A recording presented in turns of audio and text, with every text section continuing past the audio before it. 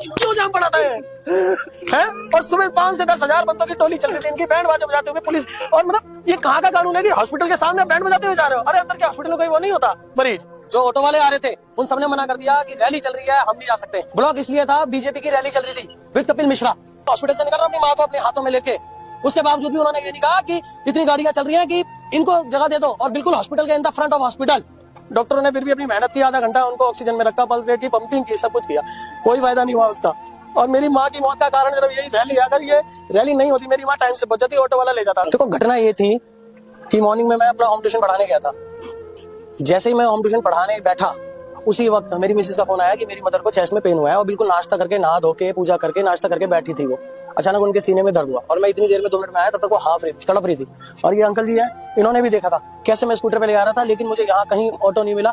और जब मैं यहाँ सहारा क्लिनिक पे पहुंचा तो उन्होंने कहा कि हमारे पास कोई बंदोबस्त नहीं है, ऑक्सीजन की कमी है, आप ऑक्सीजन वाले हॉस्पिटल में ले जाओ। ठीक है, चंद्रा हॉस्पिटल में गए, वहाँ डॉक्टर नहीं था, 24 घंटे इमरजेंसी कहते हैं, लेकिन डॉक्टर के नाम पे बिल्कुल जीरो। वहाँ नर्स बिठा दी, 350-400 रुपए हुए, दिए मैंने, कोई बात नहीं ले जाओ। 400 नहीं 4000 भी देता।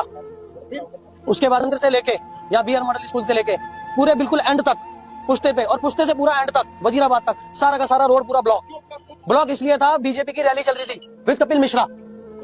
हाँ, पांडे जी भी मेरे सामने से निकले थे कि मैं हॉस्पिटल से निकल रहा हूँ अपनी माँ को अपने हाथों में लेके, उसके बावजूद भी उन्होंने ये नहीं कहा कि इतनी गाड़ियां चल रही हैं कि इनको जगह दे दो, और बिल्कुल हॉस्पिटल के in the front of hospital band बाजे चल रहे हैं, नाचते गाते चल रहे हैं, ढोल बज रहे हैं। हाँ, किसी ने नहीं बोला कि हाँ कुछ ऑटो नहीं मिला कैब की, तो कैब वाला भी कह रहा मैं जाम में फंसा हूं, मैं नहीं आ सकता। ठीक है, एक एम्बुलेंस वाला आ रहा था पुश पेपर से, उसने साफ मना कर दिया, कह रहा मैं कैसे मोड़ूंगा, मैं नहीं लेके जा सकता। साफ मना कर दिया एम्बुलेंस की गाड़ी ने मेरे मरीज को देखते हुए। फिर एक सज्जन आदमी ने, जो चैंपियन, ग्रीन कलर का चैंपियन होता है कमर्शियल व्हीकल, उस पर सारा सामान भरा हुआ था, फिर उन्होंने बिठाया, मेरी मामी बैठी, मेरी मिसेस बैठी, दोनों। उसके बावजूद भी मेरी मदर को उसमें जगह नहीं मिल पाई, और जितनी देर में वो ऑटो मुड़ा उतनी देर में ही उनका काम तमाम हो गया था। समय पे था कैसे बोलती, 1.5 घंटा लगा मुझे पहुंचने में। 11:30 बजे निकला और 1 बजे मैं पहुंचा वहां। डॉक्टरों ने फिर भी अपनी मेहनत की, आधा घंटा उनको ऑक्सीजन में रखा, पल्स रेट की पंपिंग की, सब कुछ किया, कोई फायदा नहीं हुआ उसका। और मेरी माँ की मौत का कारण सिर्फ यही रैली, अगर ये रैली नहीं होती मेरी माँ टाइम से पहुंच जाती, ऑटो वाला ले जाता। कोई ऑटो वाला नहीं, कोई गाड़ी वाला लेके नहीं जा रहा था, इतनी इंसानियत नहीं थी किसी में कि कोई लेके जाता। गाड़ियां खड़ी थी गली में, लेकिन कोई लेके नहीं गया।